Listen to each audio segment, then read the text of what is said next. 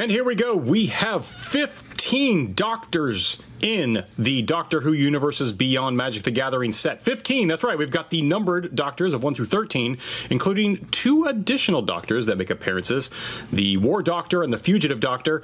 We are going to look at all 15 and the companions that are one of my favorites, basically my favorite companions for each one of these doctors, whether that be power or just value or just what I think is interesting. If they create some type of interesting mechanic, something we haven't seen before, something more rare.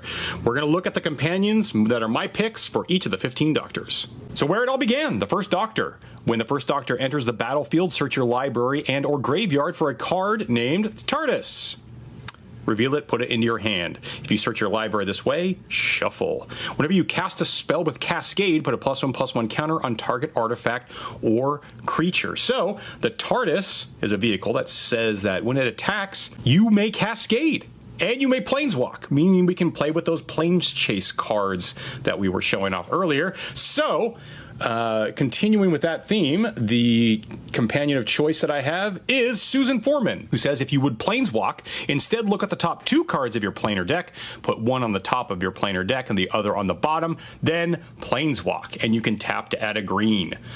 So great that we've got a basically mana ramp in our command zone, and we're obviously going to play off of that planar deck. This is just interesting to me. This gives me the motivation to play with a plane chase style deck. I'm super excited about it. Next, we have the second doctor that says players have no maximum hand size, and at the beginning of your end step, each player may draw a card. Each opponent who does can't attack you or permanents you control during their next turn. So this is kind of a group hug deck that also gives you a little bit of protection, but we need to be able to do some damage as well with that card draw. So my choice here is Leela, 17 Warrior, which states whenever an opponent draws a card, except for the first one they draw in each of their draw steps, put a +1/+1 counter on Leela.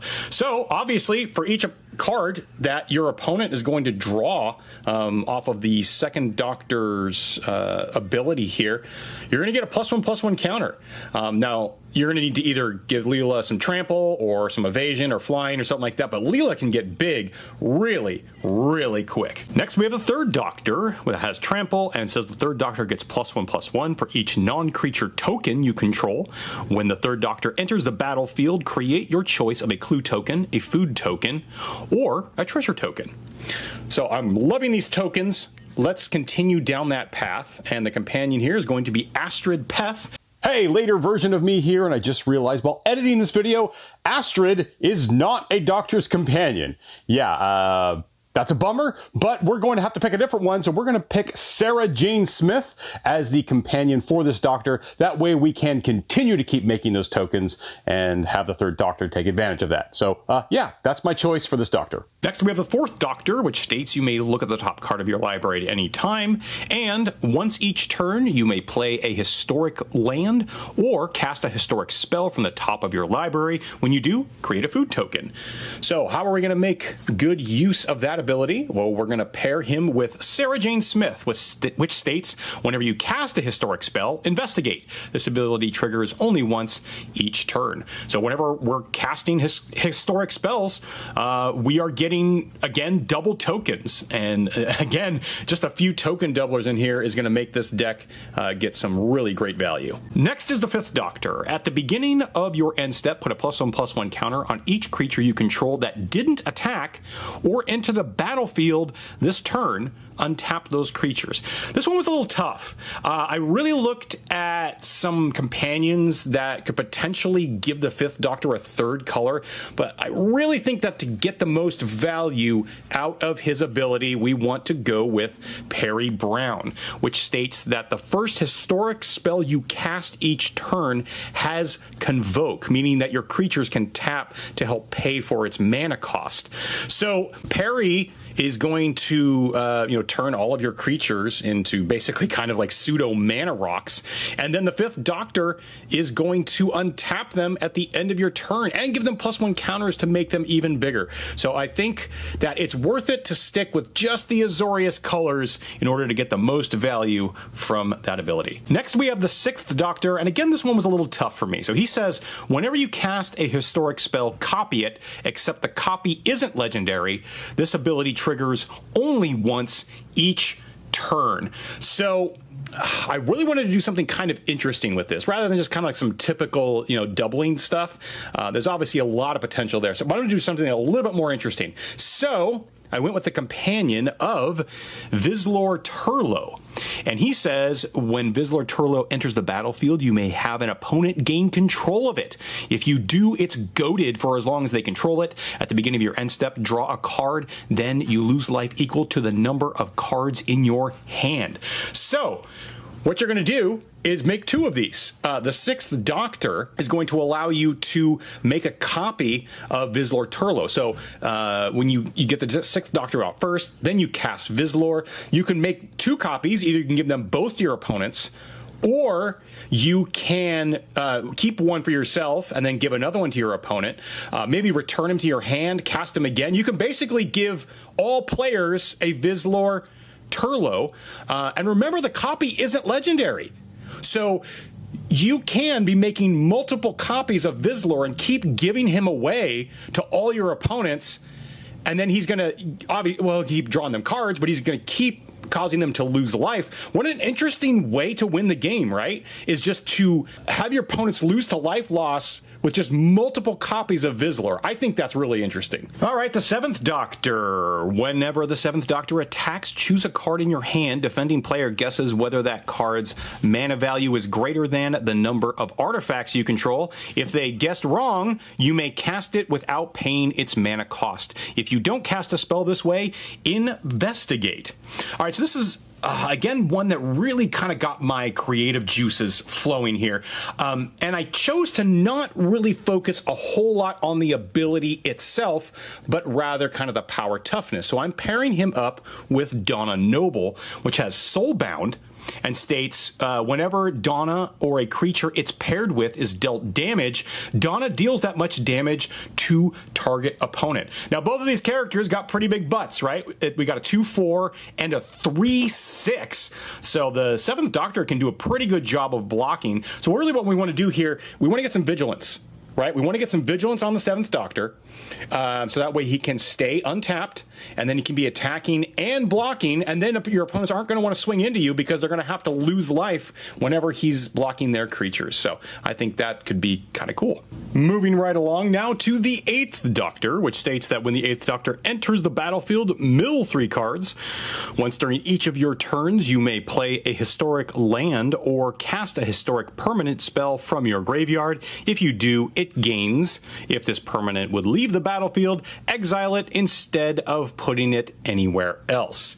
All right, so a little bit of a challenge for this one, but I think I found one that I'm happy with. The companion is Ace Fearless Rebel, which states that whenever Ace Fearless Rebel attacks, you may sacrifice an artifact. When you do, put a +1/+1 counter on Ace Fearless Rebel, and then it fights up to 1 target creature defending player controls. So what we are going to be doing here is loading up our deck with artifacts that have effects like Chromatic Star, where when it's put into the graveyard, we get some type of beneficial effect. So what we're doing here is putting those cards, those artifacts into the graveyard. We're going to be casting them with the 8th Doctor. Then Ace is going to be attacking and then sacrificing those artifacts and getting the bonus from that. And now we are at the series reboot. This is the 9th Doctor, who has haste and says whenever the 9th Doctor becomes untapped during your untap step, you get an additional upkeep step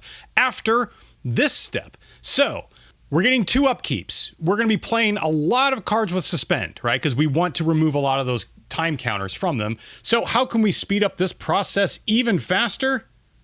by copying it. So we've got Adric, Mathematical Genius, that says for 2 and blue, you can tap to copy target activated or triggered ability. So because it is a triggered ability, it says when you control, you may choose new targets for the copy. You may also pay 1 in blue and sacrifice Adric to counter target activated or triggered ability. We're basically now going to get three upkeeps, right?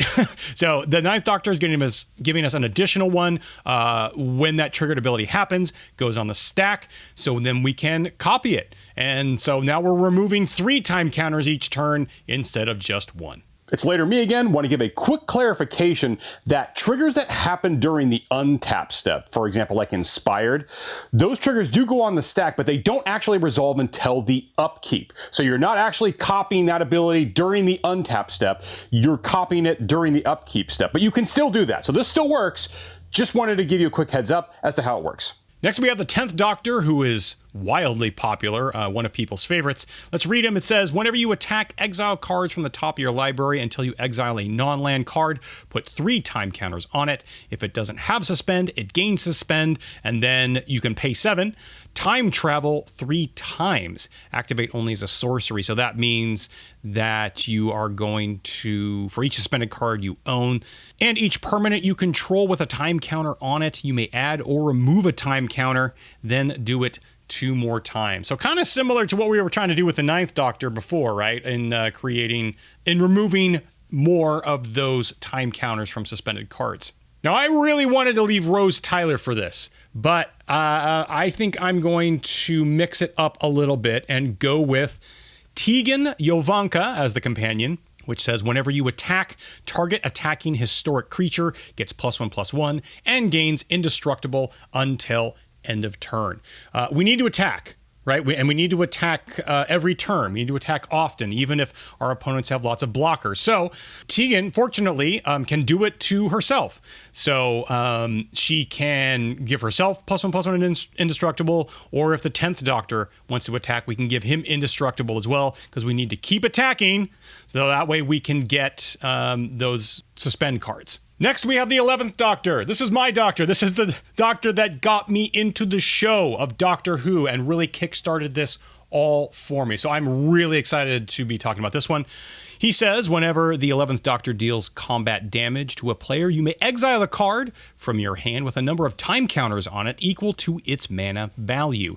If it doesn't have suspend, it gains suspend. You can pay 2, and target creature with power 3 or less can't be blocked this turn. Now, I am super happy to say, I looked at all the companions, remember? I looked at all of them. And the winner is going to be, thematically, Amy Pond. I'm so happy about this, that this just makes the most sense. Partner with Rory Williams, which means that when you cast Amy, or she comes into play, you can go search for Rory in your deck. So we'll look at Rory in a second. Whenever Amy Pond deals combat damage to any player, choose a suspended card you own and remove that many time counters from it. And again, so now let's go ahead and take a look at Rory Williams, who partners with Amy Pond. First strike, lifelink. When you cast this spell from anywhere other than exile it with 3 time counters on it. It gains suspend, then investigate. Basically, there are 2 companions here, right? Like, you're really getting 2 companions with Amy and Rory. And the 3 of these just synergize so well, it just doesn't make any sense to try and break them up. Like, they're just really that good of a trio. And now we're looking at the 12th Doctor. Now, I have to say, after the 11th one being so good, it took me a while, okay? It took me a little while to warm up to the 12th Doctor. But after I did, now I really appreciate him. And I can go back and watch some of the episodes again, and I have a greater appreciation for the 12th Doctor, more than the first time I watched it. But let's take a look at the ability text here. The first spell you cast from anywhere other than your hand each turn has Demonstrate. Whenever you copy a spell, put a +1/+1 counter on the 12th Doctor. And taking a look at the companion that is my choice, it is Ryan Sinclair. Whenever Ryan attacks, exile cards from the top of your library until you exile a non-land card. You may cast the exiled card without paying its mana cost if it's a spell with mana value less than or equal to Ryan's power. And then put the exiled cards not cast this way, on the bottom of your library in a random order. So we're going to want a lot of library manipulation, right? We're going to want to stack cards on the top of our library. That way Ryan can swing in and he can get a free cast. And then when we get that free cast, the 12th Doctor can demonstrate to copy it. And then, of course, he's going to get a +1 counter on himself. I think it's really just makes sense here. Ryan is the best choice. And now we have the first official female Doctor. I mean, you could make some arguments for other ones, that maybe there was another one, but which we'll look at in a second. But the 13th Doctor, we're just going to go ahead and say the first female version of the Doctor. She has, whenever you cast a spell from anywhere other than your hand, put a +1/+1 counter on target creature. At the beginning of your end step, untap each creature you control with a counter on it. All right, you ready to do some damage? Let's do some serious damage with Nardole, Resourceful Cyborg, who has tap to add a blue for each counter on Nardole. Spend this mana only to cast non-creature spells. Also has Undying. So for this deck, we're going to load up on cards that have abilities like Flashback, Retrace, Rebound. Any card that, especially in blue, has a lot of these kind of cards where we can play them multiple times. And then we're going to get counters on Nardole. And then he's going to be able to tap and make those cards even cheaper. These two play off of each other just brilliantly. So now we're getting into the non-numbered Doctors, and this is another female one, the Fugitive Doctor. Now, I can't remember if they stated where in the timeline the Fugitive Doctor exists, if it's before or after the 13th, so that's why I was a little bit cagey in stating, like, which one was quote-unquote first. But anyway, let's go ahead and read this. When the Fugitive Doctor enters the battlefield, investigate. Whenever the Fugitive Doctor attacks, you may sacrifice a clue. Whenever you do, target instant or sorcery card in your graveyard gains flashback at 2 red-green until end of turn. So that's pretty interesting that we've got flashback not in blue. It's usually one of the biggest flashback colors. But let's see who we're going to pair this with. Oh, hey, well, there's the blue. We're going to pair it with Martha Jones, who says, whenever Martha Jones enters the battlefield, investigate. Whenever you sacrifice a clue, Martha Jones and up to one other target creature can't be blocked this turn. So this is quite the pair. So they're both going to investigate. So we get clues off of that. Then you can sacrifice the clue when the Fugitive Doctor attacks, and you can make them both unblockable. So, and you're going to have other cards that make clues. So as long as you can just keep making at least one clue and sacrifice it, these two going to be unblockable. That's pretty good. And finally, we have the War Doctor, possibly the most dramatic Doctor of all of them. From what I remember in the episode, he looks like he's seen some stuff. All right, whenever one or more other permanents phase out, or whenever one or more other cards are put into exile from anywhere, put a time counter on the War Doctor. Whenever the War Doctor attacks, it deals damage equal to the number of time counters on it to any target. If a creature dealt damage this way would die this turn, exile it instead. So, we have 2 triggered abilities on here. So, what are we going to do? We're going to get extra value from those double triggers by doubling the triggers with Clara Oswald.